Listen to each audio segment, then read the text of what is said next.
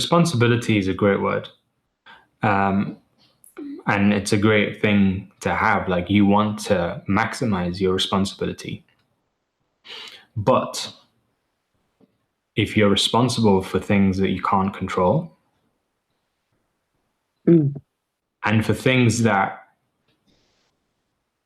are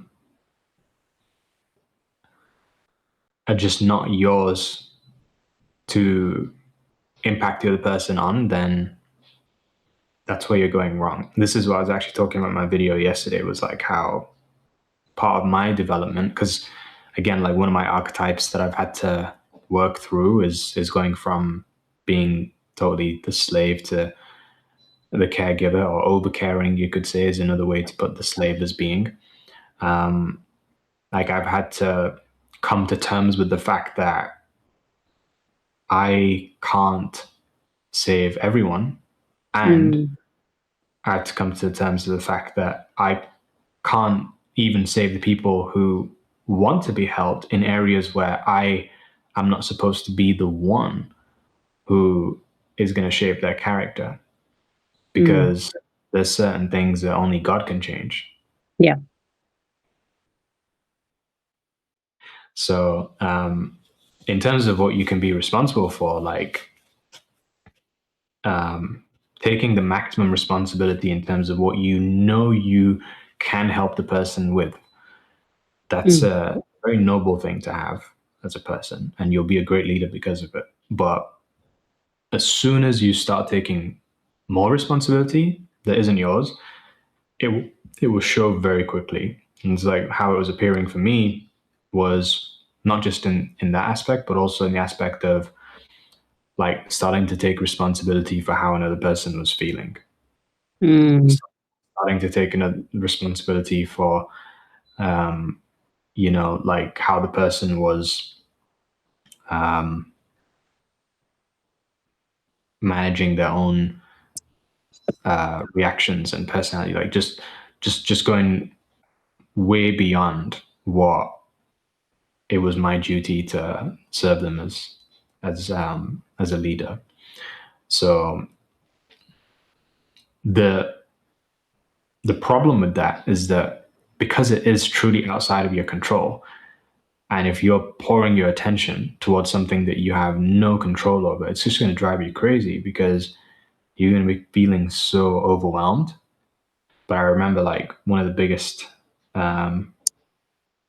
moments for me that was a catalyst in terms of my growth over this year has just been realizing that I can feel guilt, I can feel shame for what is my responsibility, but for what they're feeling in terms of their guilt, their shame, their loss, it's theirs to process. I can't process that for them.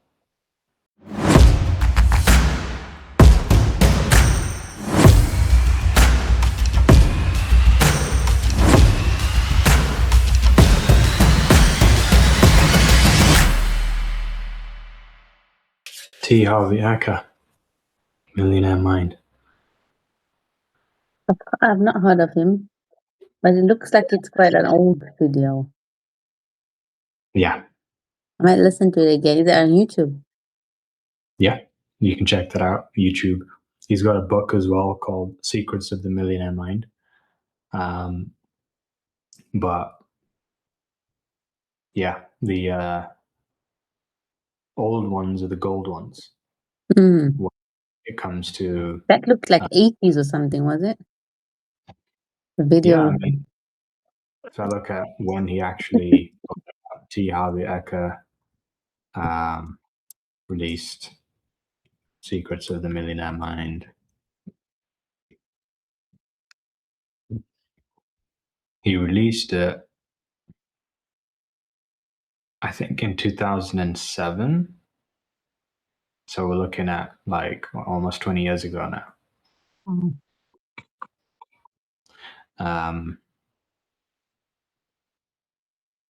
But yeah, like, this is one of the things that most mentors and leaders that I've followed and I've asked them about, who they listen to. is that a lot of the time they'll say that when they first got started off, like it was just anyone and everyone. They didn't really have discernment of knowing who should you listen to, what actually gets results, what's going to be the biggest return on time investment, etc. And also, what's the thing that you want to repeatedly listen to? Because it's all well and good reading a book once, but really, it's about the ones that you repeatedly take in and read over. Yeah. So they would always point us to the source of truth rather than like the new flashiest thing. They would Yeah. have deep reverence for the thing that's closest to the source. So on an extreme level, there's like the leaders that be talking about, if it's not the Bible, if it's not the Quran, if it's not any of the emerald tablets, then avoid it. Which I think there's definitely truth within that in terms of what can be done for your character and your your identity, etc. So I think there's definitely truth there. But at the same time, like there's certain things that can be from a little bit more recent, just because it's easier to become aware and understand certain principles, and then it might be explained in a little bit more depth.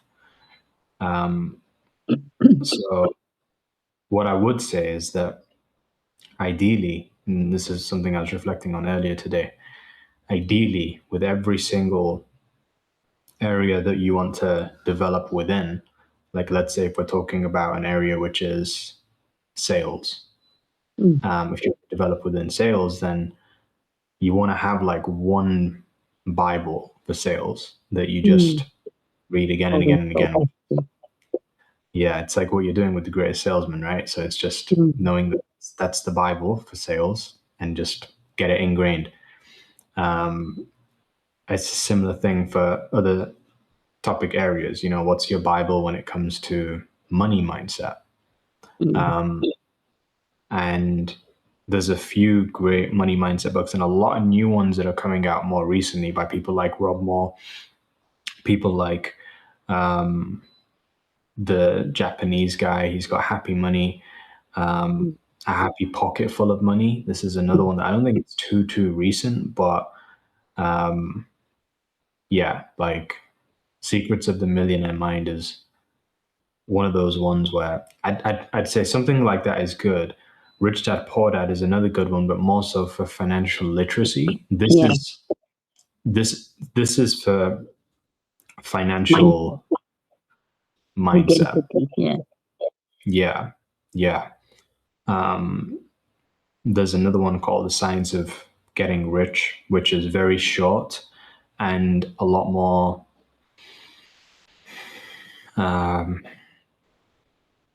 like it's a lot more universal rather than it being on an individual level, is what I would say. So yeah, you get different things from different books, but when you have found the one that's like, especially the one that you personally need to habitually read because it's reflecting an area of growth that is in an area where you personally are seeing a big gap, then there's an individual book which you should read like again and again and again. So yeah, old is gold for sure. Old, um, old scriptures are great, and this is one thing that most people don't want to do just because it's so much easier and there's a lot more dopamine that comes attached to novelty. So rather than like watching rather than actually like picking up the Bible, picking up the Quran, and taking a look at scripture, deciphering it for yourself, meditating on it, and then repeatedly doing that again and again until you get deeper and deeper understandings. People just want to watch videos, sermons, Yeah. and go to events where everyone's bringing a new spin on it Yeah. because of the novelty aspect. Yep. But at the end of the day, the ones that are actually speaking on the stages are typically the ones that just went to the closest source of truth and were interpreting it by their own exposure. Mm. So, yeah, this is you want to respect the the old stuff that's come when it comes to like setting your foundations, but then of course there's always new skills and trends that are coming about, which I think you want to completely avoid that either. You want to have the balance between both. Yeah. So for example, like, this year AI has been very prominent, very big. Mm. And if you haven't been utilizing it whatsoever, just because you're like, no, I'm old school, then you're missing out there. Yeah. No. Yeah. But there are some people who they are on the extreme of new school, and not only are they listening to the AI stuff, but they're also like listening to They're asking it like everything. no, not just that, but because AI can direct them to the right places, or for example, can help you to define certain words. If you're reading a text where you don't know the meaning of a word, then using AI to help you know what the word definition is, the root words, etc., then that can be beneficial. But what I'm saying is it's more so like people that are all using AI, they've got this modern attachment towards like it's more valuable because it's more new. That's their sort Mm. of mindset, and so they treat it the exact same way when it comes to some of the foundational skills, like whether it's to communicate or whether it's to be a leader, whether it's to do marketing. Mm. Every single person who is at the highest level, like I look at people like Cole Gordon, for example, and what I'm always really curious about is what are they studying? What did they study to now teach what they're teaching and be succeeding in the modern world? When I was looking at like Cole Gordon, who's like this, he's a great salesperson, marketer, and he listed out like all of the books that he recommends to read based off of where he got this understanding from. You look at them and it's like, yeah, these are 100 years old books. They're nothing new. Mm. Yeah, it's not teaching you something new. Yeah. So you can either like do what he did, or you can just go to him. And if you Yeah. go to him, then the maximum result that you're going to be able to get won't be able to supersede it. It will only be like close. So if you did both, and this is going back to what I was saying in the video as well, it doesn't have to be an either or, but Mm. if you have both now, if you have like the modern teachings, Mm. but without negating some of the boring, old school, unfashionable, like original texts, that's where the real magic lies. Like for example, with sales, I know we use the example of The Greatest Salesman, Augmentino. I think that's definitely a classic. But then another classic is Zig Ziglar. And like I've heard that when you, name, yeah. yeah, when you watch these guys' videos and you just see like the way that they would go about selling, it was a lot different to how things are now. So some people will say, yeah, but if you take that stuff and apply it all now, none of it's going to work. So they throw all the baby out with the bathwater, but you don't want to. You just want to throw out the stuff that, yeah, that won't apply right now. It's going to be cheesy, or people have heard that before. But listen to the mastery. Listen to like how they're doing what they're doing. What are the fundamental principles? Where did this all originate? Because I can like, because I've studied, for example, there's Alex Hormozy's book back there. Because I've studied the books that preceded him putting out that final one, it's like, yes, these things that you're adding in are very creative and genius, but I can also see where you've Same originally principles, yeah. got your basis and foundation from. So Mm-hmm. there's a book that we were told to read in the beginning of our journey. It was called Steal Like an Artist. So this is what everyone is doing, because no idea is ever truly an original idea. It's Yeah, just an idea that has been combined with adapted, yeah. something else. Mm-hmm. It's either something's been removed or they've added something in, but like no Yeah, idea is totally original. yeah. Um, That's true that, yeah. yeah. So Like, the best stuff. it's We're like gonna say, with everything really. It's not just with like business stuff. It's like with because I follow a lot of these motivational people, isn't it? Mel mm, Robbins and what's his name? And you kind of like it's so weird because like you sometimes hearing the same thing, but it's coming from different people, and you're like, oh, I've heard this before, and it's because that's just the same reason, right? Because it's the same thing that they're teaching that's been there for like ages, but it's just maybe said in a slightly different way or it's adapted to a certain audience.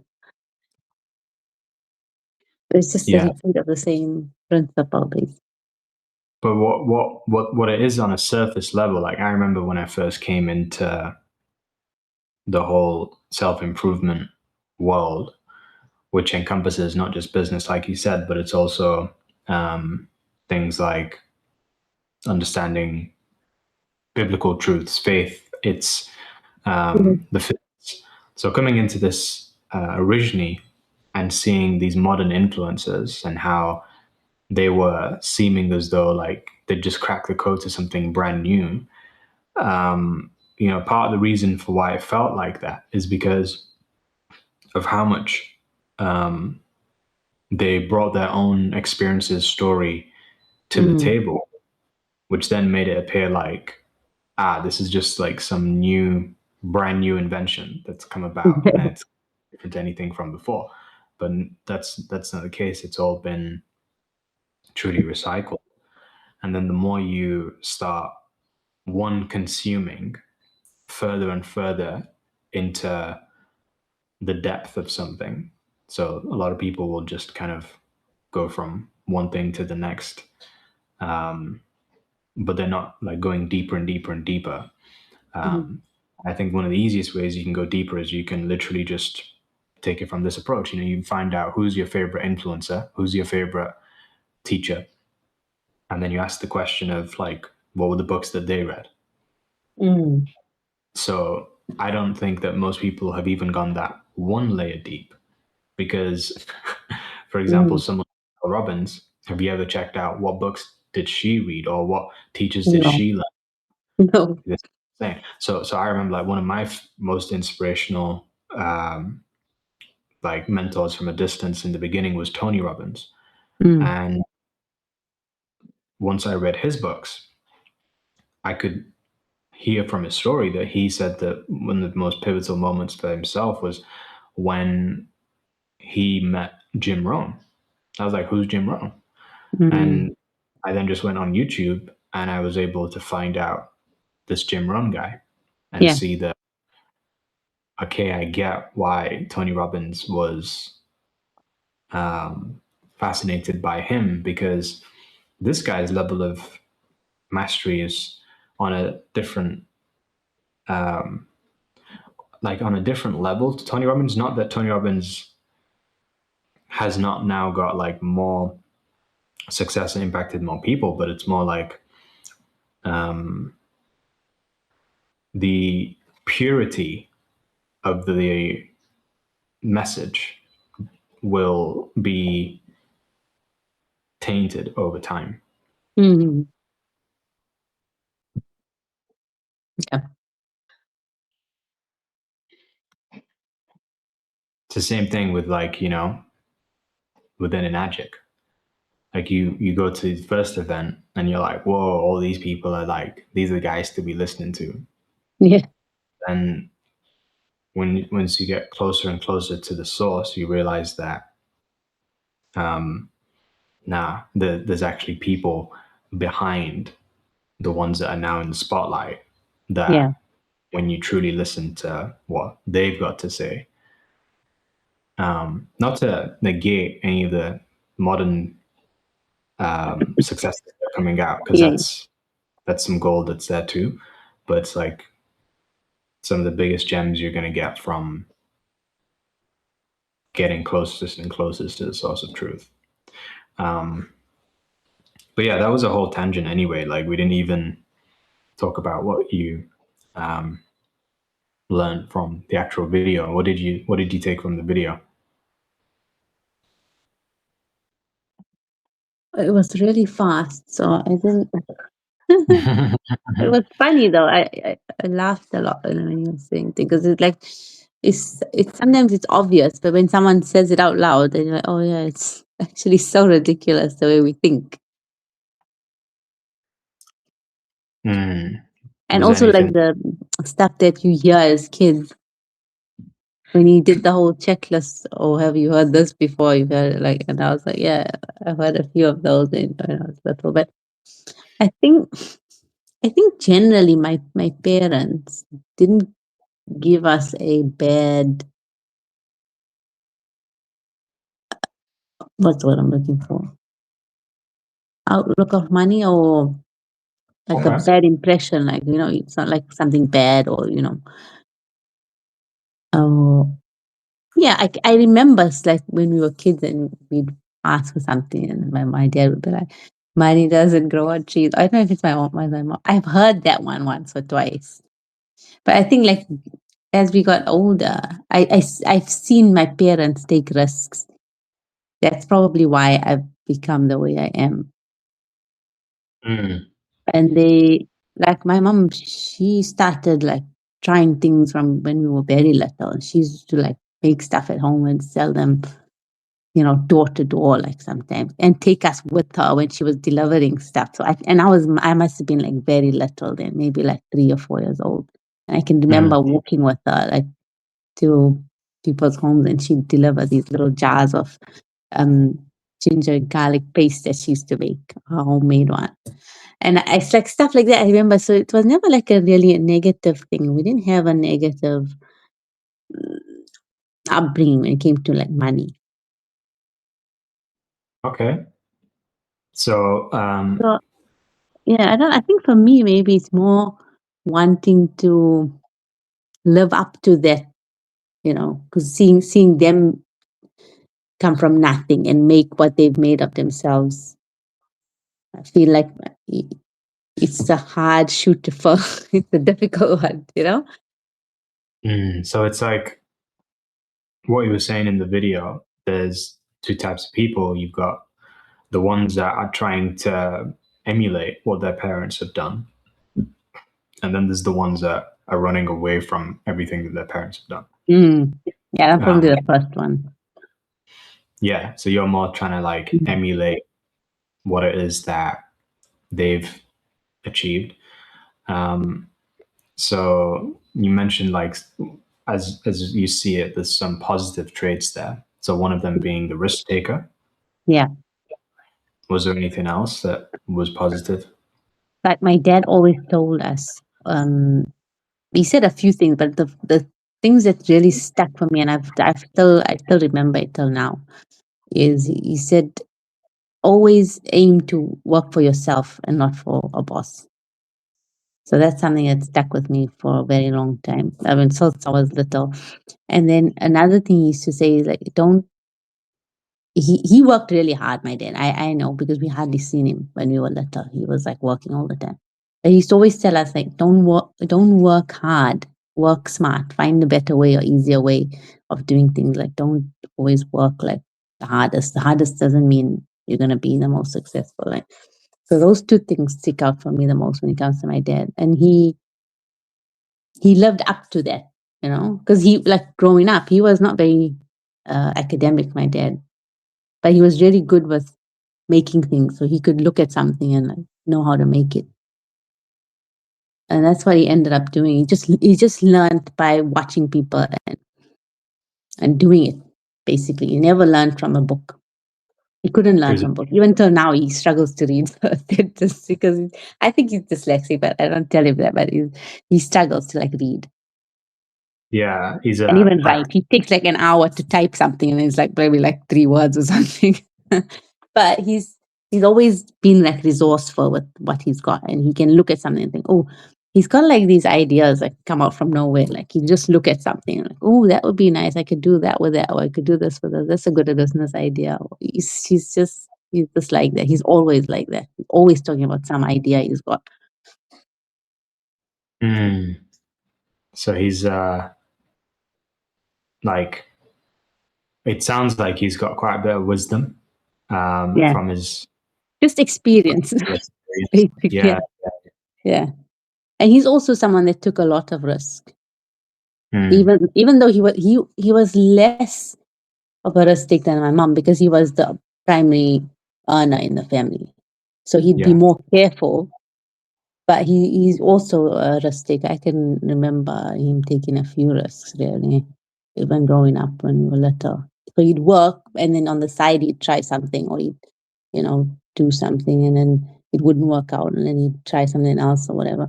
But and then he finally just found the thing that worked for him and that was it. Mm. It reminds me of someone. Yeah, yeah. So I'm living that life, I guess. Try, and then I find some. So maybe like a part of me always wants to show my dad, like, and make him like say yeah, because he always thought I would be the academic one in the family and go the usual route, go into this fancy career that he never had and do all this glamorous stuff in you know in the office and stuff like that. He was very proud of me when I was like working at Deloitte and stuff. But I think in the back of his mind, he probably knows that this is not what I taught her to do. I just expected it because she's the only one that showed any academic, ability from the other two. Yeah. The only one So with brain. not that like my brother was also not very interested in school, but he ended up in the business anyway. Yeah. And then my sister, she said from the start, like, I don't care about the school stuff. Like, as long as when I'm finished, like, that's it. I'm getting married and that's it. I'm going to be someone else's problem. And that's what she did. So I was like the only one that resisted that. I didn't know what I wanted to be, to be honest. Like, first I wanted a career and then you realize, oh, it's not really what you wanted. It's not giving the same fulfillment that you thought you'd get. Glamorous from the outside, but not when you're in it.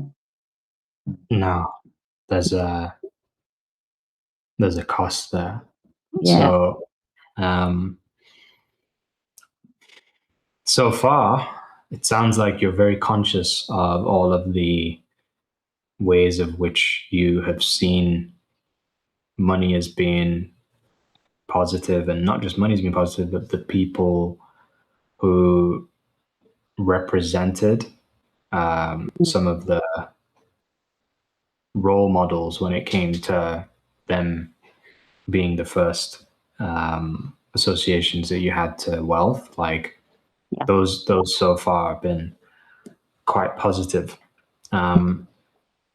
So if we're not thinking about like your parents, but just in general, like what you have seen in people that makes you feel like you don't like who they are because they have money, like the way that they are with money. I think I've seen both. I've seen people that are very wealthy and are very good people, like proper, like honest, what do you say, like down to earth. You Yeah. wouldn't know the wealth that they had if you just looked at them or spoke to them.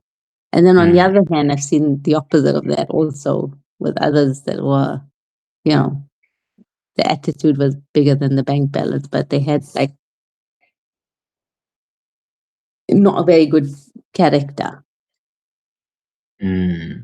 So I think I've seen both. I don't think it's that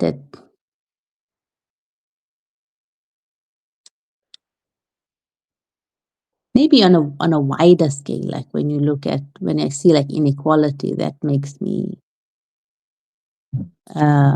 yeah, like I mean, I'm talking like globally, when you think of all the resources the world has and it's only held by a few people, like the majority of it is held by a few, where they could do so much more good with it. That bugs me a lot. Yeah. Because again, coming from my family, like even though my parents came from nothing and they built themselves up, but they were always givers. That's one thing they taught us, like from young. Also, is always giving. The more you give, the more you get. My dad used to tell us from very young, and we've seen it with him. Like we've seen him like be very generous, and my mom. So I think seeing that and then seeing like the world really not be that way makes you sort of lose hope in the Very wider interesting. population. Like they're not supposed to be that way. They're supposed to give more. If they gave more, we wouldn't have all these issues in the world like homelessness and poverty and starving children. I get that. Mm. I get that. Anything else aside from like the inequality and also the way that some people might, you know, compromise their um, character, morals? Is there anything else? I think I've seen a scarcity mindset in my mum's side of the family more. Like her sister is I don't see her much anymore, but like she's she's got like terrible mindset when it comes to money. Like exactly what he was talking about in that video about like being being jealous about someone else that has something, or always having like a negative word to say when someone has more than you or shows, some sort of improvement in their life. She's been like that all her life. So she's Yeah, probably like a negative influence, I think. But yeah, yeah, yeah.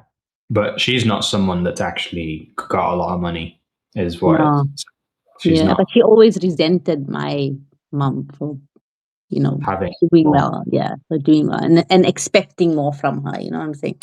So like she wouldn't Mm, just ask; she'd like demand if she wanted something, like because it's like you owe her something. You know, mm, because she's the youngest. She's the younger sister, so she may be like she's always been like that. Like yeah. So it's interesting because like as he was saying in the video, I'm not sure if you saw, if you remember the beginning, because it was going fast at the beginning, but um, there was a part where he was talking about how you got the money blueprints, and they're built off of your thoughts, feelings, and actions. Mm. And the way that the thoughts, feelings, and actions will appear is that the results that come from those thoughts, feelings, and actions will be on a tree described as being the fruits. Mm. Oh yeah, I So saw that part. And the roots are the cause of what the fruit looks like and tastes like. yeah, Yeah. yeah. So the fruits are the fulfilled roots, because it all starts with the root. And the roots beneath the surface, of which you can't exactly see, is your unconscious mind that you can't exactly see. Mm.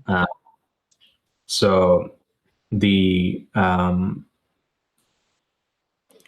thing about the unconscious, we know it's 95% of the governing of everything that we do on a day-to-day basis, how we think, how we operate, etc. And that's the one that's processing the most amount of information all the time.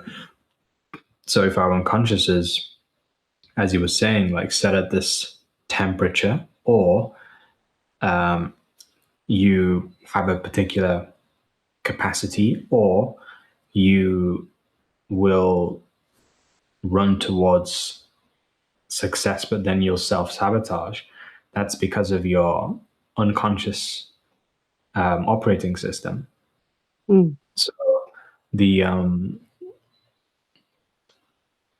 the thing there is like, if we know that, as I was saying on another episode as well, is like there's your results that come from your identity, your activity, and then your property. That's another order way of looking at it.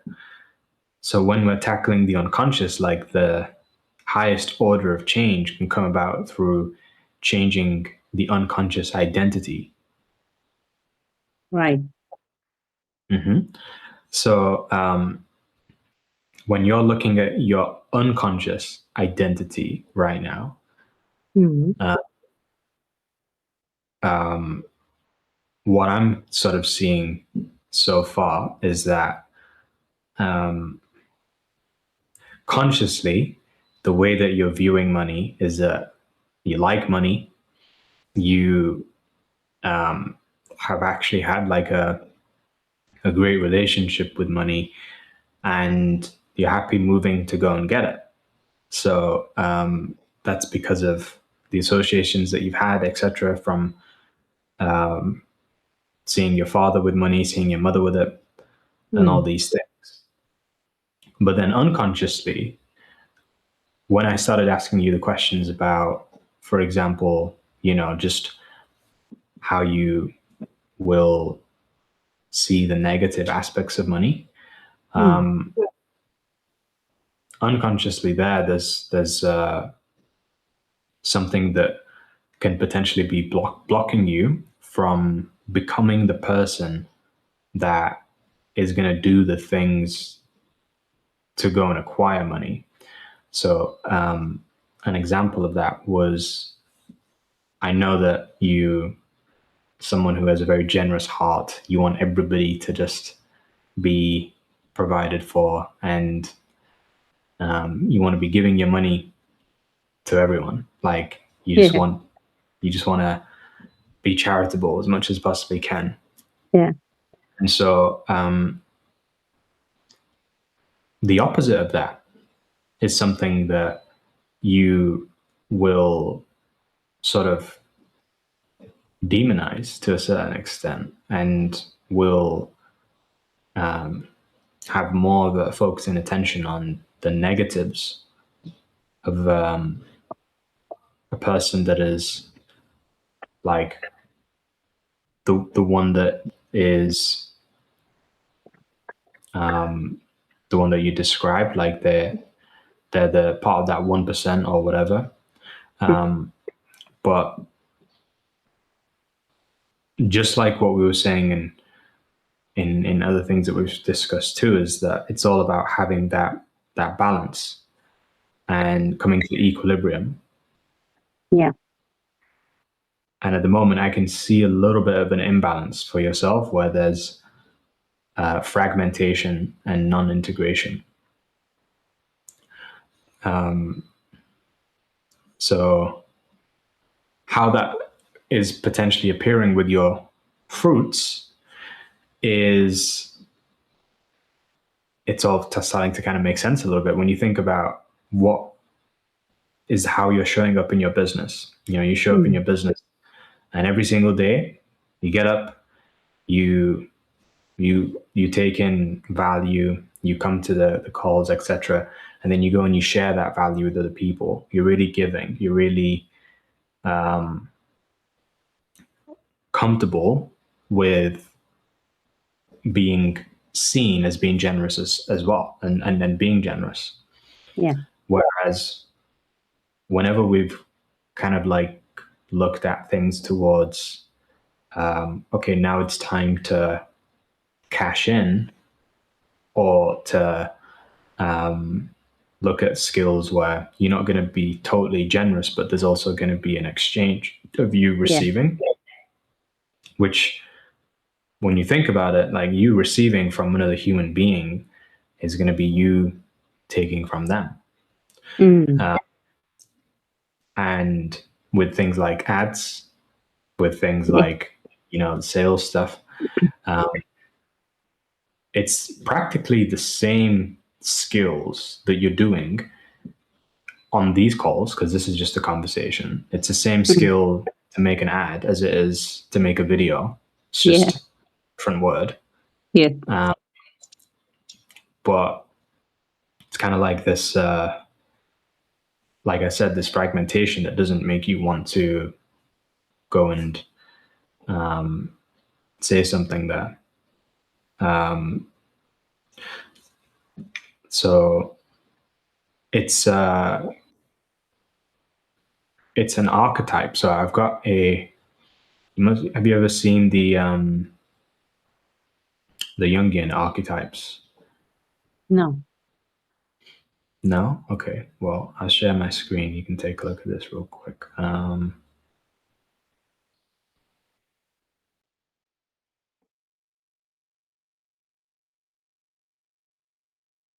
So these are like archetypes that we have from Carl Jung, psychologist, and he put these archetypes together, of which every human being has all of them within us. But we're always going to associate with one or two that are dominant for us more than some of the other ones.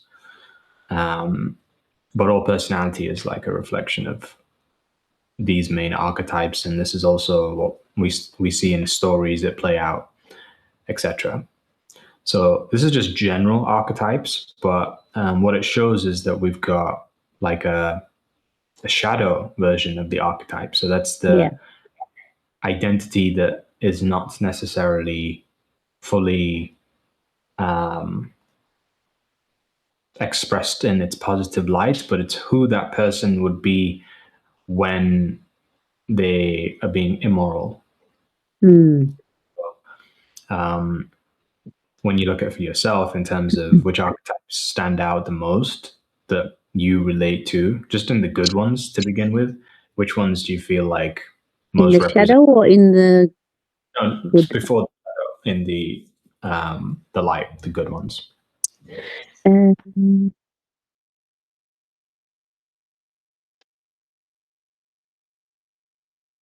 Caregiver. Yeah.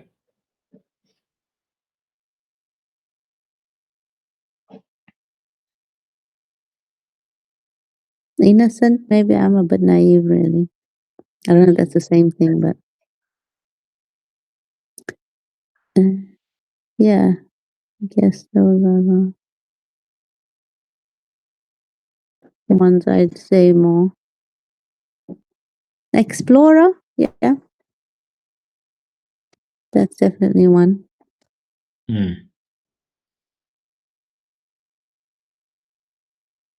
Yeah, I think those are my what sticks out for me the most. Those are your main three. Which ones do you think I am, by Mm. the way? If you was to Ruler, sure. magician, creator.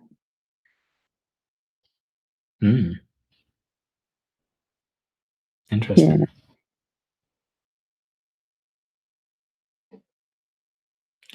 Um, I feel like I definitely agree with the ruler. I think I can agree with the magician. Mm. Um, and you could say the creator as well, for sure. To be honest, I identify with almost all of them, to be fair, but I think the ones that I identify with the least is the innocent and Mm. the What's the stage?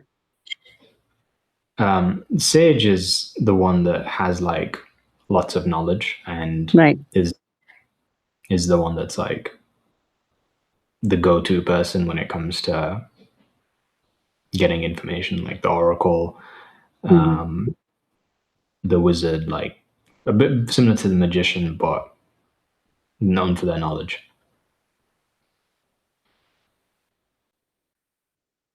Um, so you're saying that for you, it's the caregiver, the explorer, Mm. and it's the innocent. Hmm. So what that Mhm. basically means is Yeah. that um, your values are going to be around things like service, freedom, and safety. Yeah. Um, but the shadows for the caregiver is the slave. Yeah. Do you feel like that resonates? Like that's how you can sometimes operate as? I think so. Now that you,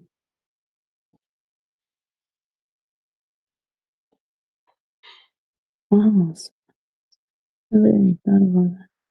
I would, well, I wouldn't say,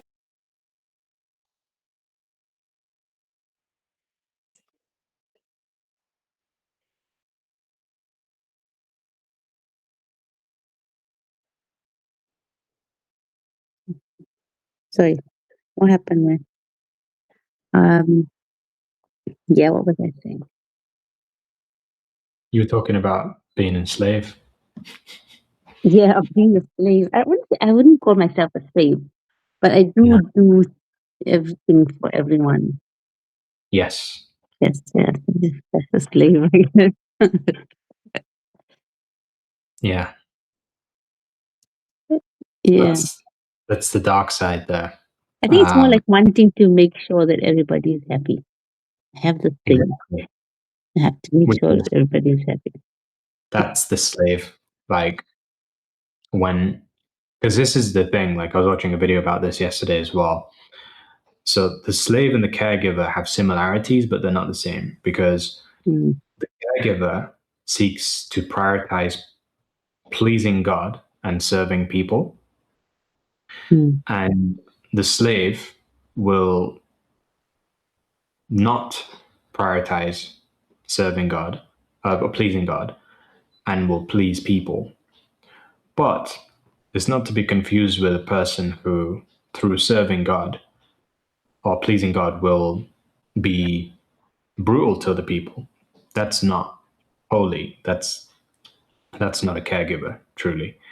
The real caregiver is the one who is going to be serving people. So it could be that you're sometimes giving cadence, you're sometimes giving brutal, honest truth, but you're delivering it in such a way where it still feels good for the person, or it doesn't feel terrible. You're not harming them.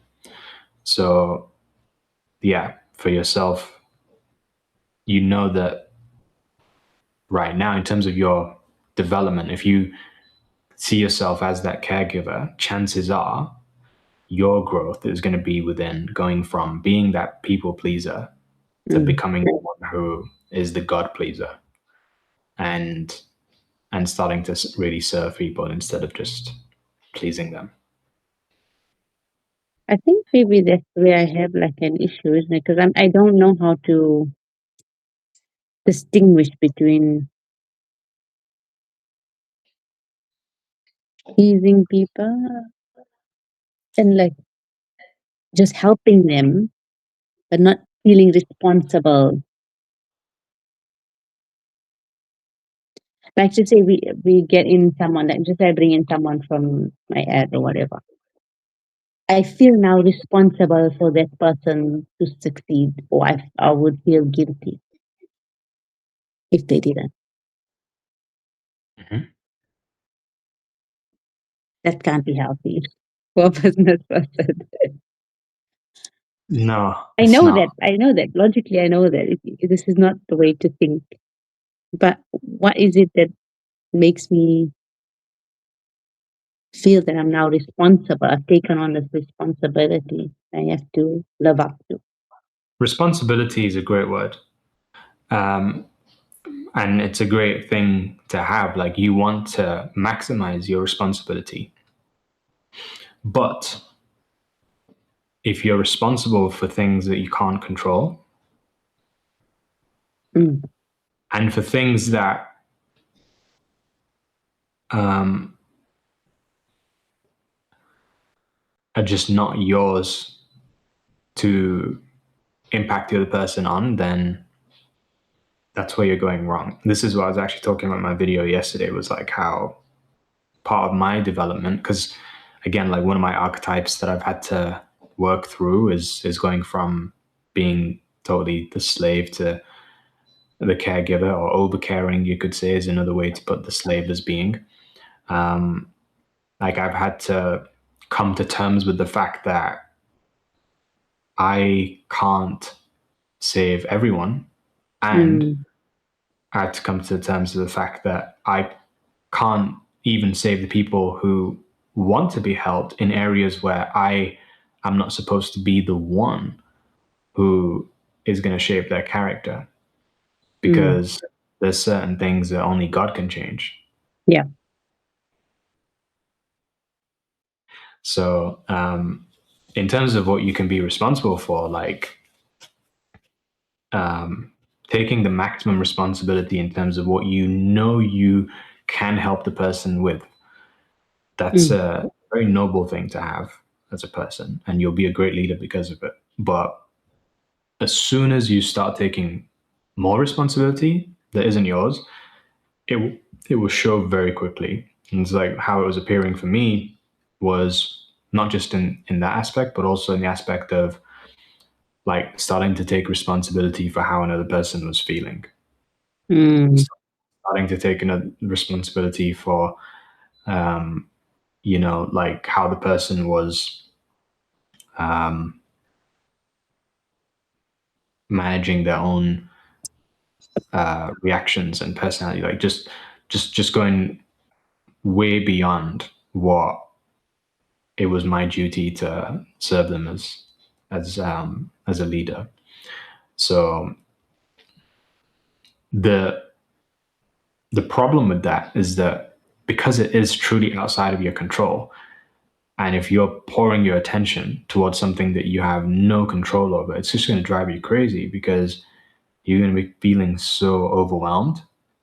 But I remember, like, one of the biggest um, moments for me that was a catalyst in terms of my growth over this year has just been realizing that I can feel guilt, I can feel shame for what is my responsibility, but for what they're feeling in terms of their guilt, their shame, their loss, it's theirs to process. I can't process that for mm,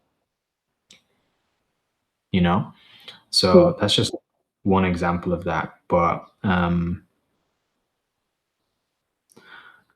yeah, sometimes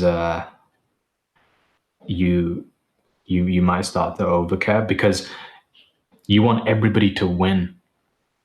Mm, You want your whole team that comes in to be like hitting the ranks, not losing money, and succeeding. And this Yeah. was another truth that I had to come to, was like, how big is my ego that Mm. it's to say that my results are going to um, like be the anomaly to the laws of the universe. Yeah. That's how ego was, because one of the laws of the universe is like, and I don't know if it's a law, but I'm pretty sure that it exists everywhere in nature, which is that there's the Pareto's principle of the 80-20 rule Hmm. across the board within Yeah. teams, just in network marketing, but like football teams, you look at families, there's always going to be a 20% minority of people that will have the 80% of the results. Yeah. And I've heard of people saying that, yeah, our teams get like 80% of success, people winning. And this is what it was kind of like with myself when we were running our done for you system, 80% of people were getting results, maybe even closer to 100 for a little bit of time. But then it all averaged out. Mm. Naturally, it just all averaged out. In the sales team, that's what the results were across the board, to be honest. Like the whole time, it was always 20%, 80%. So that was the biggest, most accurate area. But then, Mm. like with all done for you system, it all averaged out because initially those people were getting 100% results because they were closest to me. But then Yeah. looked at the entire data set in the group, it was literally 20%, 80%. 20% got more results than the full 80%. So it just all averaged out over time. We just didn't give it enough time in terms of running the data set. And it's the same thing with like any new system where somebody is saying like everybody's getting results. It just hasn't averaged out in terms of the data set yet. Yeah. So you see this on such a grand level when you start paying attention to the numbers from some of the top leaders and just seeing how many people are not getting results. It's just part and parcel of the game. Mm. And in this industry, like the way to overcome that is by being at peace with the fact that the statistic is something that is just You have part of no the game. control over. That's something you got no control over. Yeah. You don't even have control over who's going to be in that 20%. So there's going to be some Mm-hmm. people like, I really want this person to pull their finger out so they can come into my 20%. But no, Not up there's going to to be, you. yeah, there's going to be other people who are going to be in that 20%. And you just got to be grateful for whoever is there. So you can't change that. But how you can become at peace with that is through being able to see how much that their life will be better off in likelihood Mm. just making their investment. So, like, for Mm. example, the absolute worst case scenario would be somebody makes their investment and then they don't even open up the machine. They don't even unbox it. They just, they do nothing, they buy it, and they've just had a sales conversation with you. Like, this is part of the reason for why within my process, when I do have a conversation with someone before they come on board, and I take them through my whole what's it called, like discovery process, Mm. why mine is so comprehensive, and I give people a transformation ideally beforehand, a breakthrough, is because then it's like, regardless, even if they just bought this product or investment and they didn't do anything with it, everything that I did beforehand was still so much value to their life that it's still better off for them that they've gone and made that self investment. And that's the absolute worst case scenario. Yeah. If you like, some people will just do that, and there's nothing that you can do. There's nothing that you can do. Some people just won't listen. There's literally nothing that you can do, and it's heartbreaking to some degree. But what I'm saying is it's heartbreaking because you know their potential and you want them to get good. But I think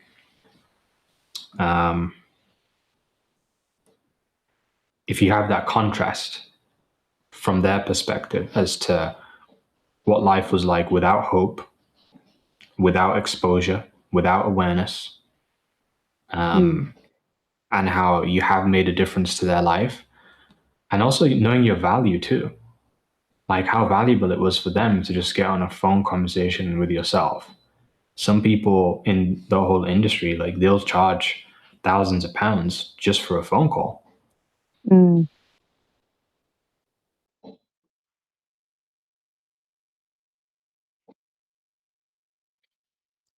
Yeah, I think I gotta get my head out of that being responsible for everyone. Yeah, wanting everybody to win. I probably passed that on to you a little bit because it's what my mindset has been like, and it's also, I'd say, the curse of leadership is like just knowing that what qualifies you to be a good leader is the fact that you got a big heart and you care. So you want everyone to win, but not everyone will. And not everyone cares about their own success also. Yeah, They're not just everybody cares about happy their success. living mediocre. They More than try, they dabble here and there, and then they're like, yeah, whatever. yeah. You're right. Think about that person who you bring through. Let's say you bring through 10 people, and two of them are just part of that top 20%. The rest of them, throwaways, in that they're just not showing up for themselves. You can barely even contact them. You'll get in touch with them every month. They send like low reply, don't give you much else, don't show up for calls. Yeah. That's 80%. But two of them are just going to be absolute runners. They're going to show up every single day. They're going to come to you. They're going to be asking for advice. They're going to take on board everything that you say. Like, two of them are going to be incredible. And you won't even have to necessarily worry too much about those two top leaders that are going to be running with you. They're just going to be proactive Mm. through leverages. So if you had two that you were managing and that were just that quality, how would you feel about the whole group at that point? Two is better than none, I guess. Two is better than none. Yeah, but also gets you to kind of take the pressure off yourself, Mm. because it's like when you know the real statistics, then you're not going to Yeah, worry because too much. if you're helping two people, that means there's nothing wrong with you or what you're saying or doing. It's up to that person that's not maybe putting in as much effort as they could. Yeah, yeah. Like when you actually talk to people who are like really high level in the game, they say that the majority of people are actually just buying into the community more than anything, Mm. buying into the social circle. And when you're part of a community, like some people, they don't care about jumping on calls every single day or every single week. They're not bothered. What they're Yeah. happy with is maybe coming to an event once a year, once every 5 years. They're happy to be feeling as though they're part of a movement. They're Mm-hmm. happy following the people, to be gaining knowledge through social media in a comfortable space. They're happy to be comfortable Yeah. because they have watched things like The Secrets of the Millionaire Mind and really digested it and seen that, well, none of the good stuff happens in the zone of comfort. That happens all in Mm-hmm. the uncomfortable zone. Yeah. But 80% of people won't even come out of that.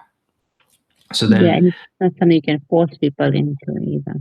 yeah. So this is the real dark pill truth to swallow, is that with this game, the more successful that you become, the more people who you'll also have as a statistic that technically, if you measured it by business success, won't succeed. Mm. They just won't. And it's nothing to do with you. It's just everything to do with them. And some of them might even start off in like, because the amount of people I started off with that were in the group of people that were willing to put work in, were willing to do business stuff. Some of them will just get to that point of the valley of despair, and Mm. they'll just quit at that point. You stay there. Yeah, you got to look at it like that's another 80-20 rule there too. Mhm. Imagine that you got 10 people who are leaders that get to all be following what you've got going on. You've got a great system, everything like that. 80% of them will hit a tough point and they'll quit. Yeah. So when you start doing the numbers there, I it's guess like, I've oh, been there also. what's that? I guess I've been there where you get to that difficult point and you quit and you go look for something else. Was it in other places, but Yeah. that's just because um, it's all part of the statistic. So Mm. the thing is that any team where you're seeing that, oh wow, everybody's hitting top ranks, everybody's getting 10K months, etc. It's really not everybody that's getting top ranks. It Yeah. really is. It's it's a small minority of people, and if you focus so much of your time trying to change that statistic, then you won't actually be pulling in. You won't be doing the best of service for the people who are the leaders that are actually running with you, because what will inspire them most to pull their finger out is for you to recruit new people. Mm. That's what always inspires them the most. Um, so just never stop running is the thing. Yeah. Like you can go through periods where you're doing management stuff. Like a lot of what this year has been for me has been doing a lot of management stuff, and it's like getting the playing field together. To be honest, the year before, when things blew up for me, I was doing leadership stuff probably 80% of the time. Mm. Beginning of the year, there's a lot of management stuff that went on then, but yeah, last year was just a time where I was able to be running ads. People came through. I was on calls every single day, and I was just getting my flow. And through me just doing that, other people watched and were like, "This guy's crazy. We want to join him." You Mm. know, that's just how it works. So it's difficult to lead and manage at the same time. Yeah. But like I was watching a video yesterday by Balaj, and he was saying that the ideal is that nobody has to do any management really until they're 6A. Mm. Yeah. That's what he Don't. said. Yeah. Yeah. Because if you're anything below that, like you still haven't fully figured out how to get the results consistently in close sales. Mm-hmm. Uh, so yeah, I mean, I've practically closed the sales volume for 6A, close to with everything that we got with ads and stuff like that. Then yeah, so for me to now do some more management is just part of my journey, my growth, my development. But for yourself, you thinking about management stuff and managing the people that are coming in, you So, yeah, it's way too premature, way too premature. Even Anthony, like Anthony, he went to Japan and spoke to Balaj and was like, "Yo, how do I like how do I get my people to, really pull their finger out and start working harder and stuff like that? And he asked, okay, how many people you got? He said, I got two. He was like, bro, that's the problem. You got two people. Just go get more When you have people. 200, come back. Yeah. Just go put Get some more sales. people. Yeah. That's the real responsibility. So it's like, before you start worrying about loving on everybody else, it's love thy neighbor as you love yourself. You got to love yourself first by Mm, getting these directs. Like if you just become a direct sale machine, um, so there's benefits of building wide, and then there's benefits of building deep. So when you build wide, when you're doing directs, that's how you make the most amount of money. mm, And money talks as well. So you'll be making a lot of noise, people coming to you, etc. You do that by directs.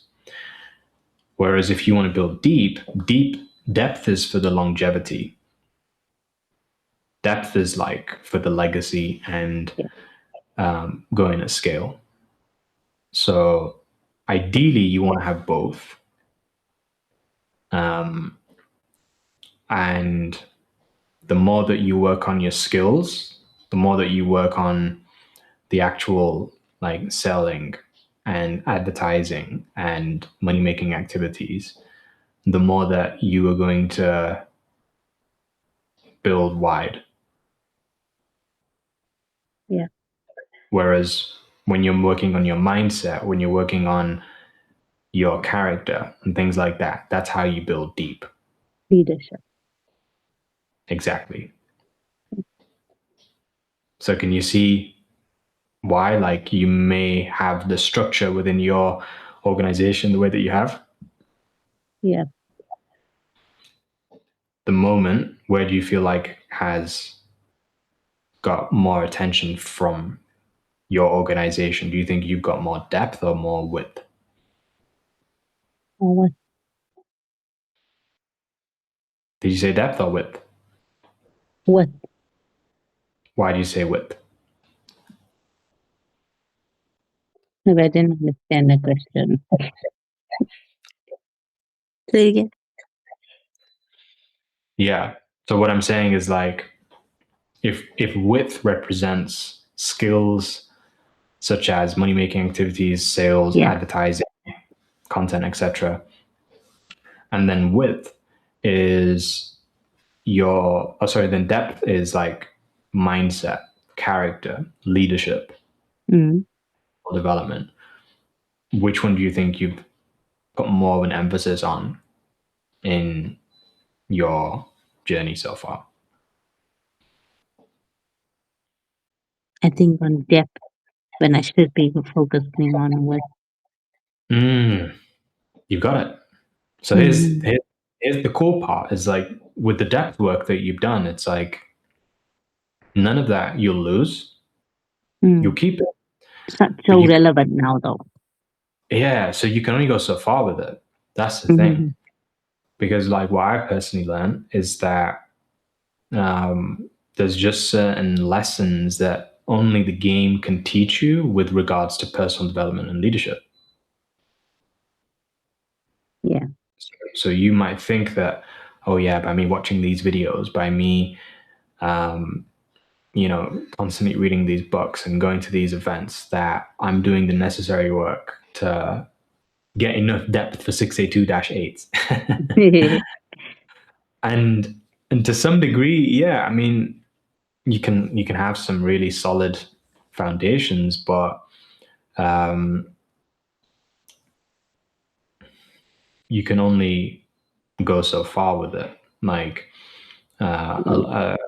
it's like almost some of it will be learned from knowledge, whereas the majority, like 80%, will be learned from the game and the experience and what that unlocks for you. So yeah. What I'm saying for yourself right now is like, I've already said, you have done enough knowledge acquisition, mindset development, Mm.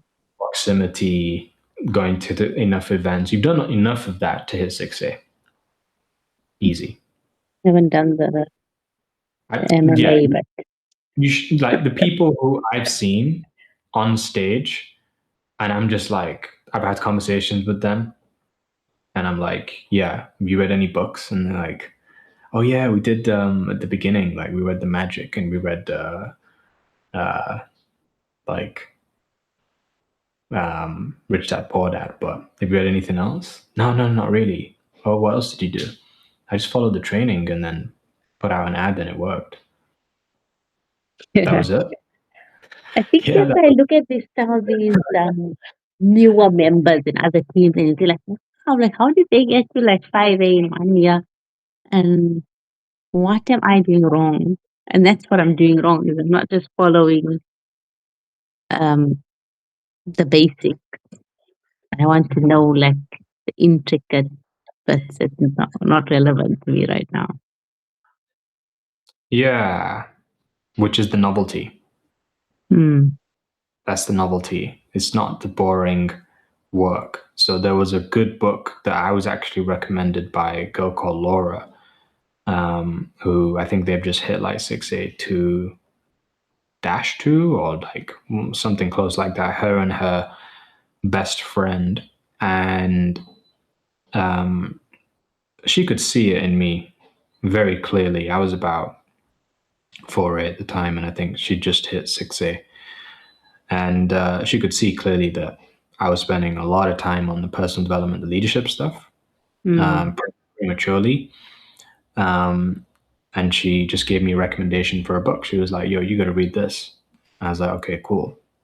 And the name of the book was a book called The Sly Edge, and um, it's not the most fun book to read. I'm not gonna lie, it's not.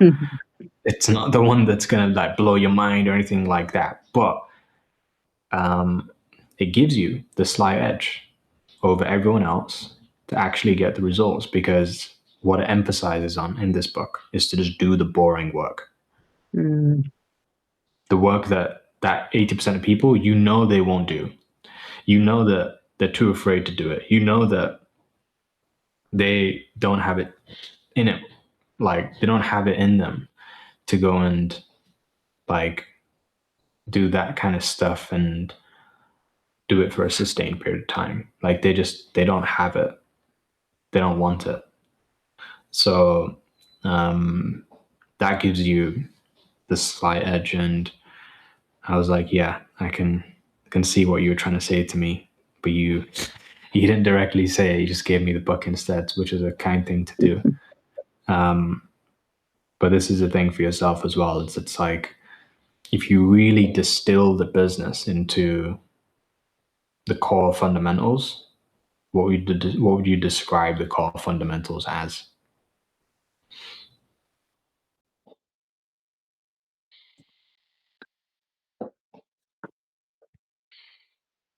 Um,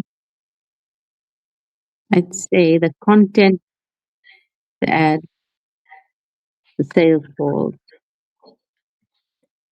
That's it. So you're saying content, ads, sales calls. Yeah. Okay.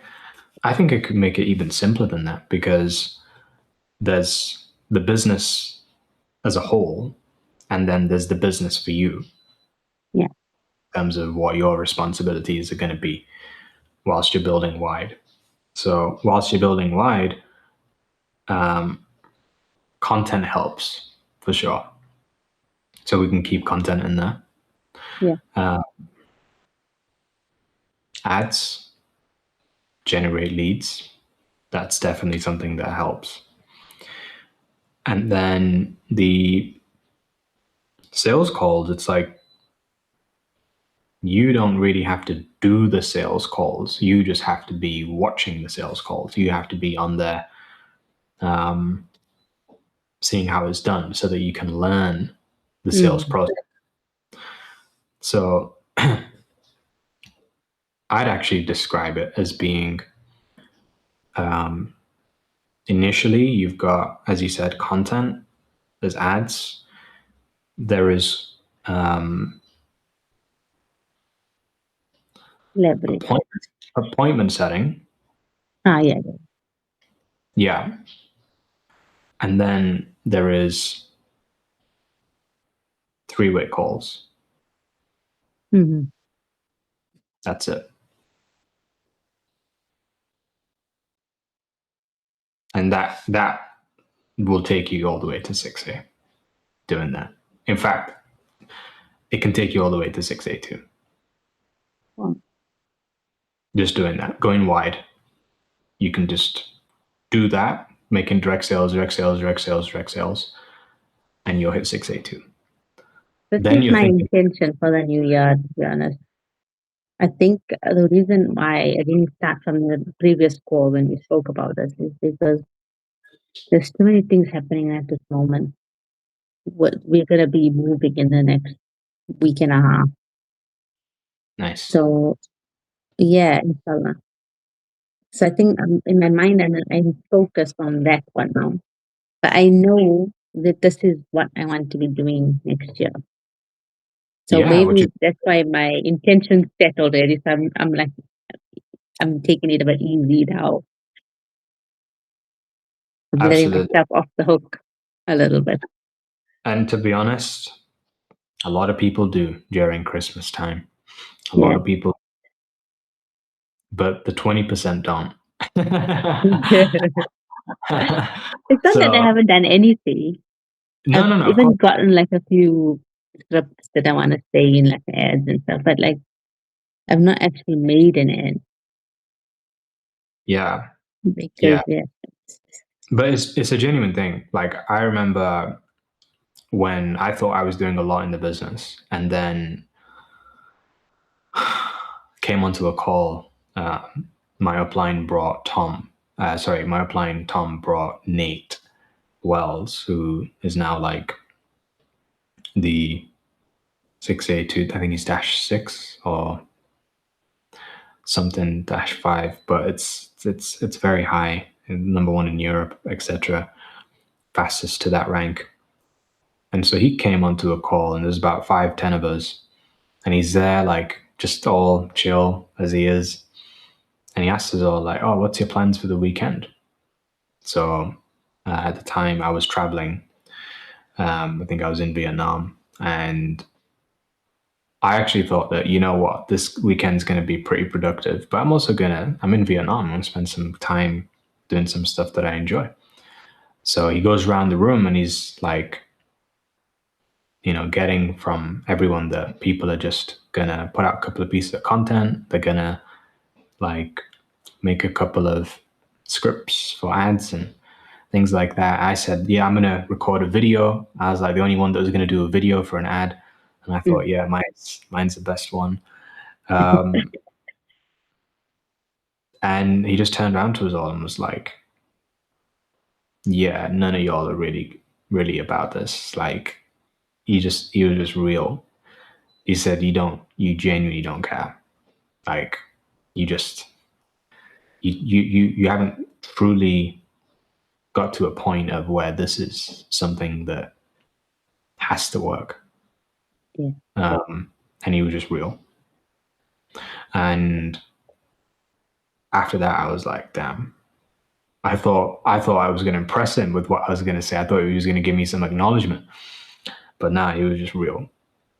But what he said in response was that, well, when I was in your shoes, at your stage of the business, when I was growing it was like a bank holiday weekend, and he said that whilst everyone else was playing about, he was making a funnel, and it was like one of the first funnels that was ever made. And he spent the entire weekend building this funnel, putting it together, and it eventually worked.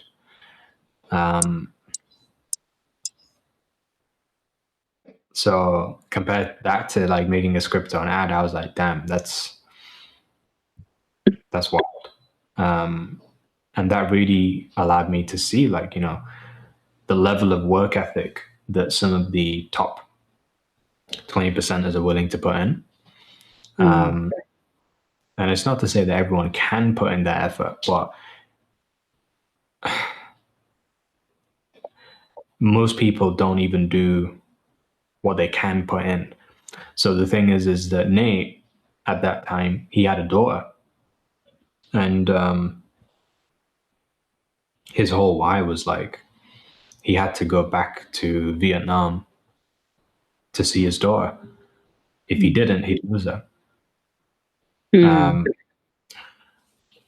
he was like, I'm not going to let that happen. So he made it work, and he got out there. And I was like, yeah, I don't have something like that right now. I don't have a strong, urgent why it has to be done like now. And that's why I'm not going quick. That's why I'm taking it easy. So the thing is like the older that you get, or yeah, I'd say like I'd say that to some degree, like the older that you are, more urgency that you have naturally to get things done if you're going to be committed and you're all in. Whereas when you're younger, it's like, oh yeah, I've got all the time in the world. I'm still early days, etc. But there are young people who are killing it, young people that are getting great results. So this is the thing, is that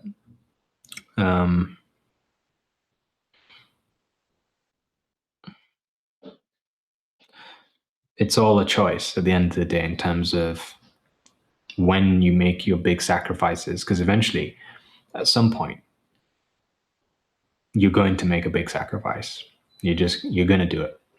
And it might not be this December, it might not be next year, might not be in the next 5 years, but eventually there's going to come a point where something important comes up, or something,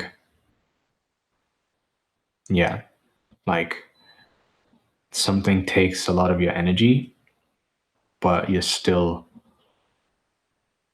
going to not let that affect things. Like you're going to double down. And when you've made that switch, then you're like, oh, this is what all in must feel like. But that's very rare. It's very rare. I've not heard many people who've had those kind of stories, but every single person who has gone on to do like major things. But yeah, I mean, the thing that I was going to share is that out of those fundamentals right now, you're doing pretty good. Like you've got content that you're a lot more consistent with right now, and there's a lot more better quality videos that are getting out there. Of course, three-way calls. You've never done one before, really. I mean, apart from some of the ones where you'd come on and share your story, it's the beginning. You know you can do it. You can have a conversation with the person. That's not going to be a difficult thing to do. You just got to watch me. That's easy. So three-way call is going to be easy. The appointment setting is something of which, that might require. You can do via messaging, like you were saying. Yeah, you can do it via messaging, but it's going to be a bit of a learning curve. Yeah, I'll be real there. Like that's going to be a little bit of a learning curve. You're going to make a few mistakes. You're going to be not perfect at it initially, but once you get into flow with that, it's quite fun. So there's the appointment setting, and then there's the ads. So the ads is like one of the ones where, again, like the appointment setting, you know what to do, you know you can do it. Now it's just about actually doing it and running that play whenever you want to go all in with it and get good. But the good thing with the ads is that because now you're good at content, you're going to make a lot more natural. Yeah, your ads will actually be good. Like compared to ads that I've seen of other people, man, so many people are burning money on terrible ads. like genuinely terrible ads. And I think you probably will know how terrible your ads could have been if you'd have just started when you were not skilled within content making ads. Yeah. You'd have made terrible ads and burnt through money. So It's the right time now. yeah, Yeah. you've got the basic, because I'd say like, one of the most important things across the board there with all of those skills is communication. Yeah. If you have better communication, you have better content. If you have better communication, you have better ads. If you have better communication, you have better, Cool. better Yeah. conversation. You have better three-way calls. Communication across the board, and your communication has got better. You're Yeah, it more has. confident. You're good at Definitely. showing up. I'd say another C that makes everything go up across the board is creativity. So that's your ability to put those ideas together using some of your dad's magic. Yeah. But do you feel like you've become more creative? I think so, yeah. Need to express it more. But yeah.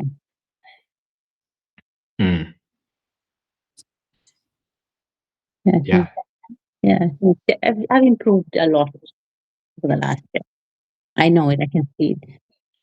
Even just putting the camera on and just saying something, it's a lot more easier and natural now. Not something I'm like sweating and shaking about like I used to. So there's those two things. There's communication, there's creativity, and I think the third C is really important there with those four skills is conviction. Mm, Conviction slash certainty, like yeah. that's something that once you've built that up, like across the board, everything goes up to a whole different level. And since you've started, do you feel like how would you describe the conviction? Was it just something that's gone up? It's gone up and down, or it's just gone down? Like, how would you describe your I conviction? think like my conviction in the company hasn't moved. If anything, it's gone up after the event. Which But company, maybe like my as a whole, or United. yeah? So the product and the company stuff, I don't have, I'm not like wavering in my conviction. I think maybe I lack the conviction in myself, like we were talking about, like being able to help the people that I bring in. If I've not been able to help myself yet, you know, maybe Yeah, that's where, but that conviction, remember, like that's invalid because, as we said, you're not going to take on that role till you're yeah, 60. yes, I need to stop thinking about that because that's not going to be any problem at the moment. That's a problem for future Yasmin, and she's Yeah, going to be well by then. and she'll be ready when it comes. Yeah. Yeah, Well, she might not be fully ready, but she'll be more but ready she'll than you. learn. She'll fall and learn and she'll get better. She'll figure it out. Yeah. Like, let's say, for example, you watch me, because if you think about it, the number one thing that you're going to take on as a responsibility is going to be not even like, yes, training will be some of it, but think about the number one way that I'll be training you when you start running, in terms of sales, especially. It's literally just going to be through you watching me do it. Yeah. So if you watch me close like 50 sales, Mm. I think after 50, you'd be able to figure it out and Yeah. yourself. I would hope so. Yeah. Not that many, but maybe less than that. But Do you want to know how many like I sound with my upline before I figured it out? How many? I think it was one with one of them because I had like two uplines. So I had one with one of them, and then it was, I'm trying to think if it was more than one with the other. I think it was two or three with the other, but that was it. It was like four in total. Svetlana. That was enough. And I was like, okay, I can do this. And Yeah, I want to get to that point where it's like, okay, yeah, and like I can do this. It's and nothing. that was with no sales training, like very little. I had the same amount of sales training as you've had by the fact that you've like gone to an event. That's all I had. I'd just gone to an event and that was it. Didn't watch any YouTube, no other outside training, didn't work in a sales job. It was just literally I watched them do 4 calls and I was like, okay, I see what you're doing. I can do this. So if you watch 50,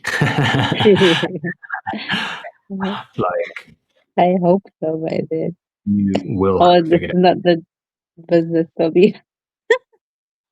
And no Yeah, business for you that you can't do it. think about it. Like, is there anything where you've ever watched somebody do something 50 times over and just not got it? No. I'm pretty good at learning, but watching and learning it. That's how I learned to drive actually. This is it. It's the Yeah. same as like drive. Like, it's actually really simple. So once you watch it enough times, you're like, I see what you're doing. I can do this. Like, yeah. And like I said, 50 is plenty. 50 Yeah. is a lot of times. I mean, if you didn't get it by the 20th time, I would be like, what's Sorry. going on? But, you know, you will get it just by watching. So what I'm saying there is that in terms of your responsibility to train your team is going to be to get them To to watch me. sell calls as well and watch you, Mm. which is why your biggest focus just has to be on getting good yourself. Yeah. Because if you think about it, in terms of content and in terms of ads, where can they see you doing that stuff? How can you train them?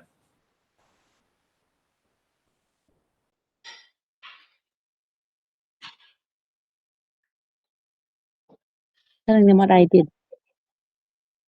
Yeah, you don't have to tell them. You can just They'll just. show, yeah, you can just show them. They can see for themselves. If But they like some just, guidelines, like behind the scenes stuff that maybe help me. of course, yeah, Yeah. you can be given some gems to some of the leaders that wanting to know more and like wanting feedback, etc. But as soon as they see you do it many Mm. times over, they've got it.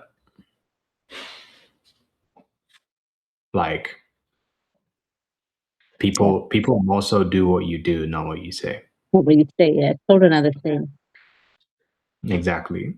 So if you're posting on social media and you've got already content that they can see, this is another reason for why it's like the content that you're putting out, you want to put out in volume, number one, because whatever standard that Yeah. you set in terms of your volume will be the amounts that other people will be like, oh yeah, we can't go Mm. above what she's doing because she's the leader. We can't be undermining her like that. But Yeah. you Yeah. know, give her flowers and respect. I You can't could just like set the do benchmark. Yeah. yeah. You set the benchmark, and then they'll do maybe like 50%. Mm. So if you're happy with the team putting in like, let's say you're doing one piece of content a day, you're happy with the team putting in three content No week. pieces, then you stick with like once a day. But if you want team to be putting in one piece of content a week, you double your workload. Yeah. Um, and and that's how that can work out well. And then so you've got the volume, but then you've also got the quantity. So the quality. How good Mm. is the content? And if, for example, like you're not putting in any effort and it's low quality, etc., they're not going to put in effort too. if you think back to some of the earlier days, you might have been putting out content and you weren't thinking so much about the lighting, you weren't thinking Mm. so much about the um, the edits and the music and um, making sure that the sound actually works, the subtitles, etc. Yeah. While not paying attention to some of these details and thinking that it's just okay to leave them as it is, you set the quality standard too. Yeah. So then everybody else is going to be like, yeah, it's all fine, well and good to be lower than that quality because she's been doing it for this long. And Working for her. yeah, yeah. But Yeah. you'll get the rare person who they'll come through and very quickly they'll just copy exactly what you've done and they'll get similar or even better results. Mm. That's rare. Most people will be worse off. So that's kind of like why you want to hedge, meaning that you shoot for a little bit above what you'd be happy with so that the team is kind of operating at that level. So yeah, there's content ads and that's how they'll be trained there. So they'll be taken care of. Can you see Yeah. anywhere where they wouldn't be taken care of in terms of getting results if that you're closing their sales for them? If I'm not closing them, you're closing their sales. They're being trained by looking at your ads and your content, Yeah. There's no setting reason why they shouldn't succeed there. well with setting appointments. How would they be trained there? Ah, maybe like similar to how you watch the sales for watching someone, or Mm, maybe can be being in a possible. group where we have like a group WhatsApp and we're messaging from there so they can see how the conversation goes and what to Yeah. say.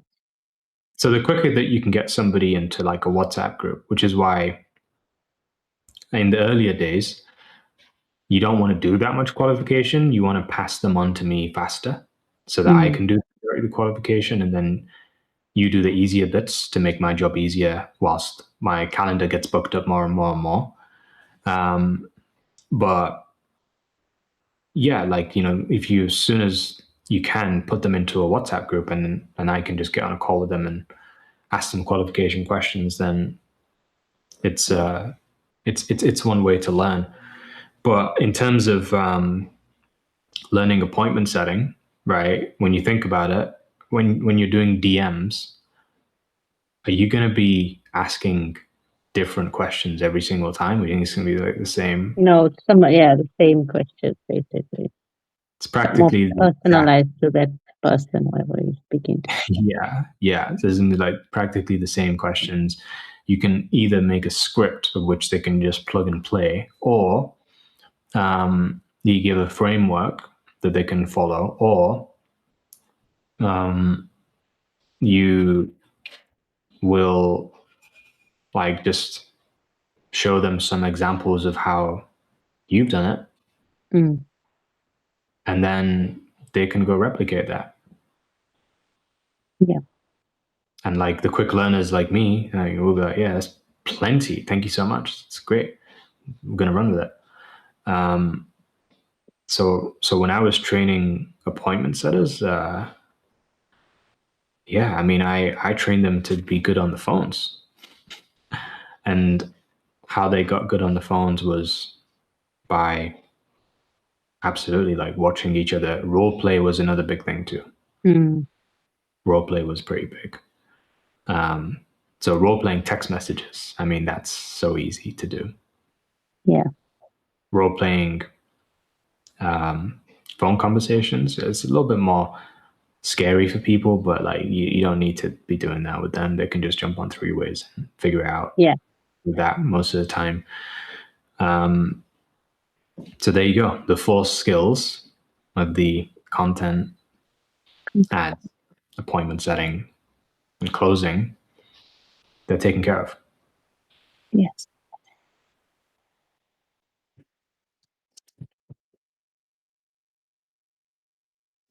I'm going to do it, I promise.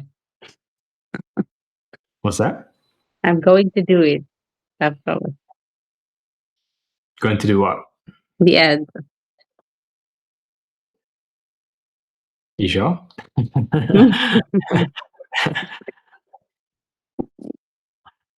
Yeah, I'm sure. All I gotta do is like just set up like a WhatsApp group and send whoever comes there to there, basically. Yeah, you set up a WhatsApp group with me. You say, hey, I'm going to introduce you to my mentor, Mohammed. And we'll get on a three-way call together. We'll all be on there. My mentor, business partner. That's it. And then if they don't know who I am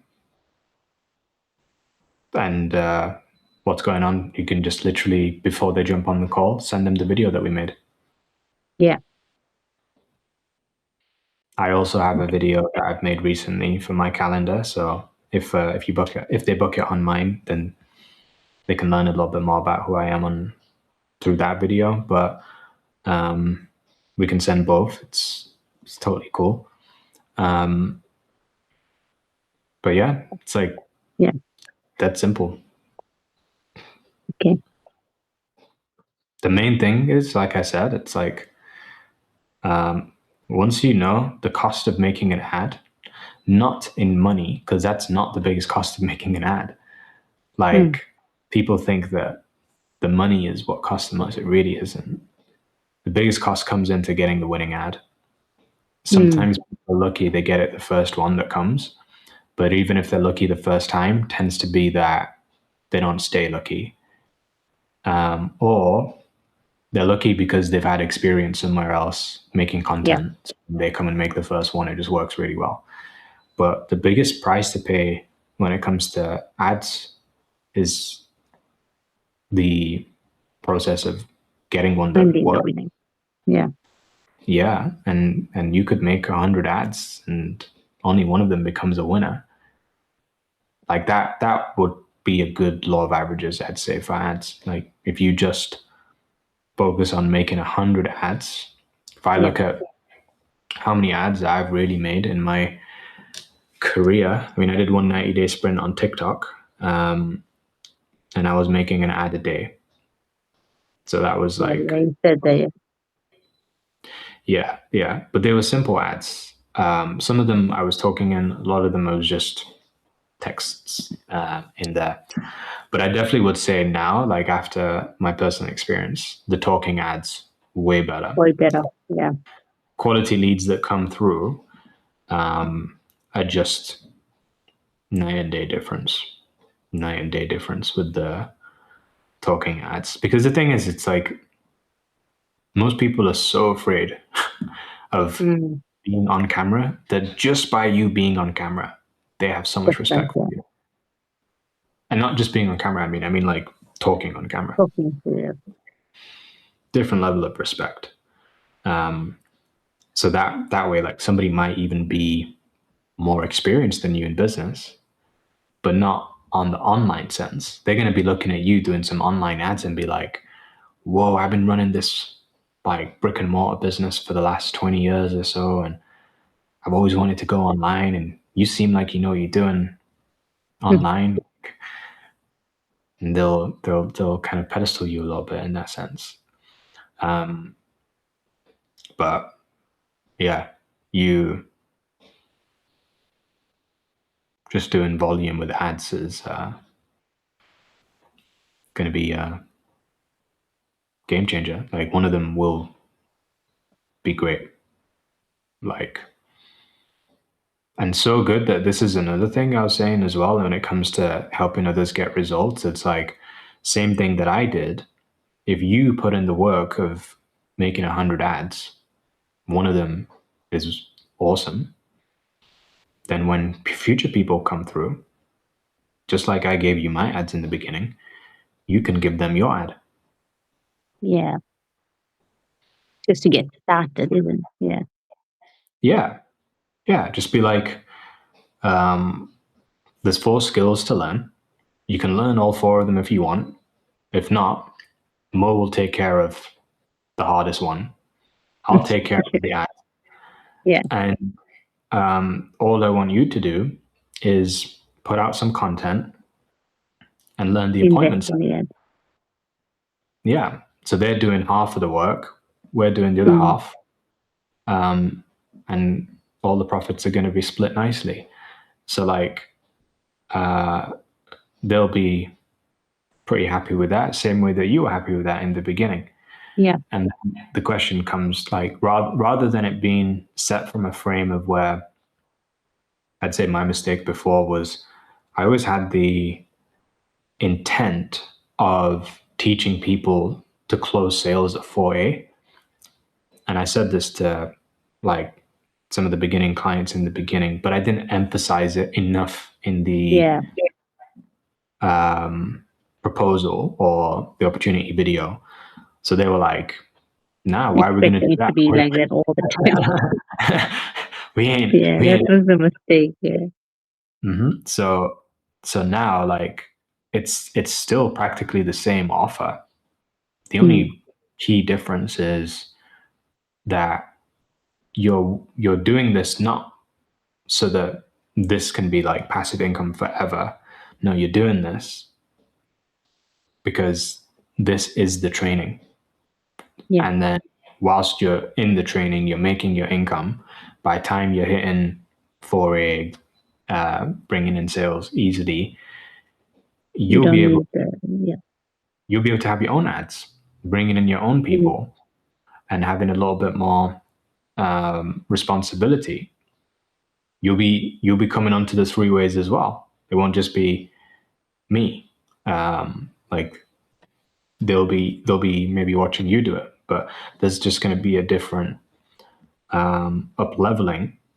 And if they see Mm. you in training as well, then they're going to be like, oh yeah, this is normal. I'm supposed to be getting trained. Yeah. Part So of the process. Yes. yeah, yeah, yeah, and it's going to be very like it'll convey a lot of belief for them because it's one thing if you think about your target audience. Your target audience is going to be looking at me closing and be like, oh man, this guy's so freaking good. How are we ever going to get to his level? It's going to be impossible. Don't know how we're ever going to Mm. do it. We're going to need him forever. But as soon as they see you start closing as well, then they're going to be like, ah, Yeah, she's she just like can do. us. Yeah. If she can do it, why can't we?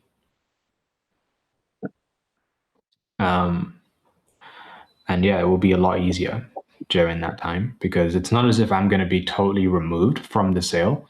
What will happen at that process is like, as I said, I'll be doing a lot more things in group settings. Yeah. So I'll still be able to sell, but I won't be closing so much, if that makes sense. Mm-hmm. But yeah, the people coming through will be very well taken care of. Yes. All right. Don't worry. I'm gonna do it.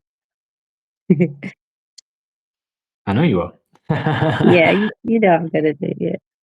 Yeah, yeah, I know you're gonna do it. It's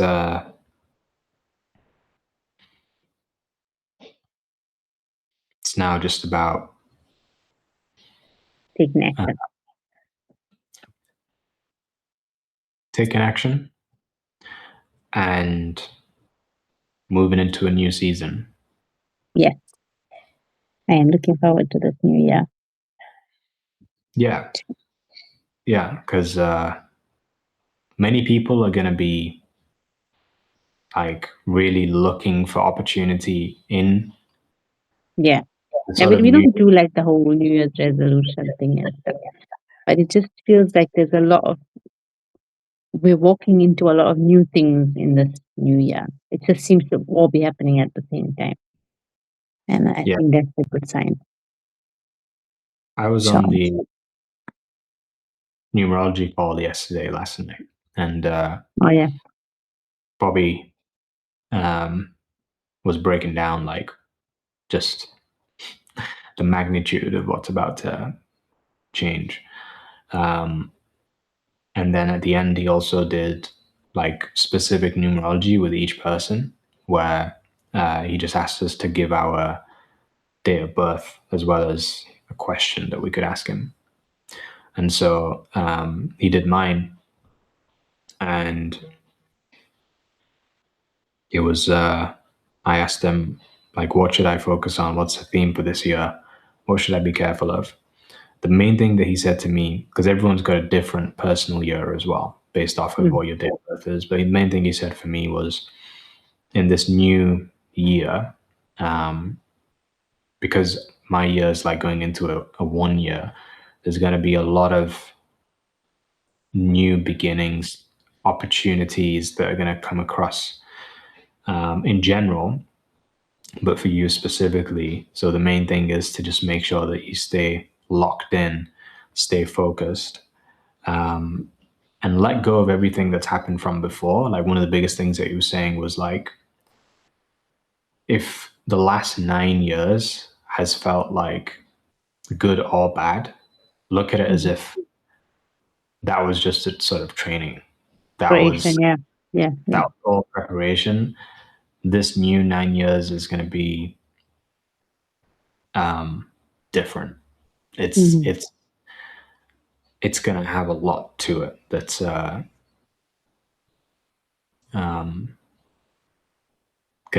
have big things to come.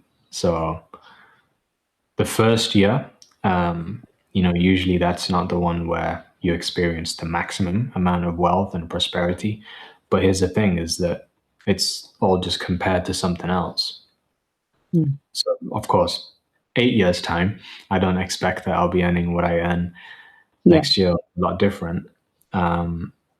But yeah, the number 1 year is a lot of action taking.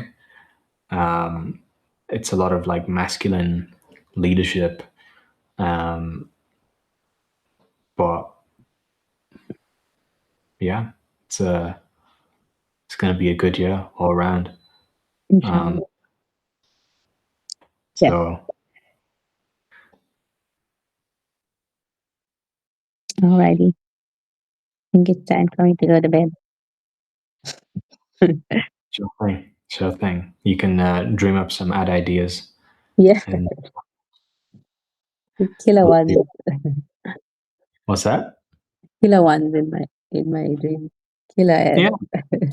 yeah. Don't overthink it. Just when you get to a Yeah. point, I'm not gonna overthink it. That's the thing. what I've It got to doesn't a have to be point, perfect.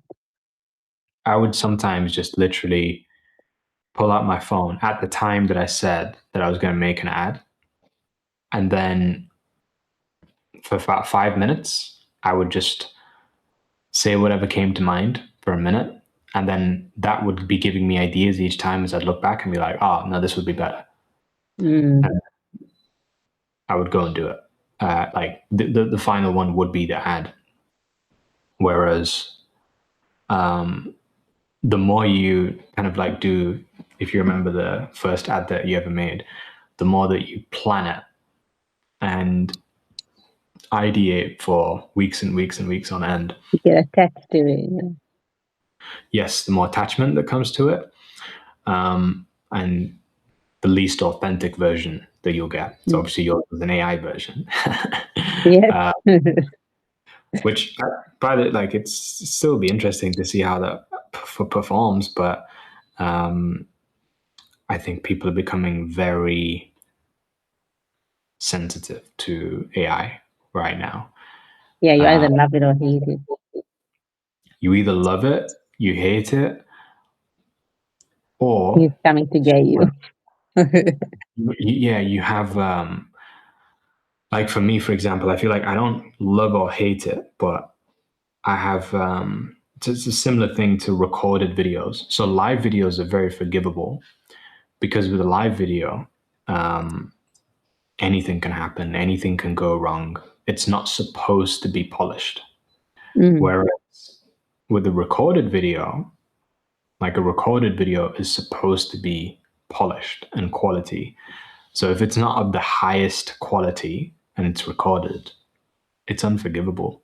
And I think AI is going to go into a similar direction where It's like if it's Yeah. not of the highest quality, it's People are not unforgivable. gonna forgive it. Yeah. Yeah. There's some great AI The ads. expectation is higher. There's some great ones. There's some really good ones that I've seen, but they're super high quality. Whereas the crappy ones are like not even, your AI, not even putting effort. Okay.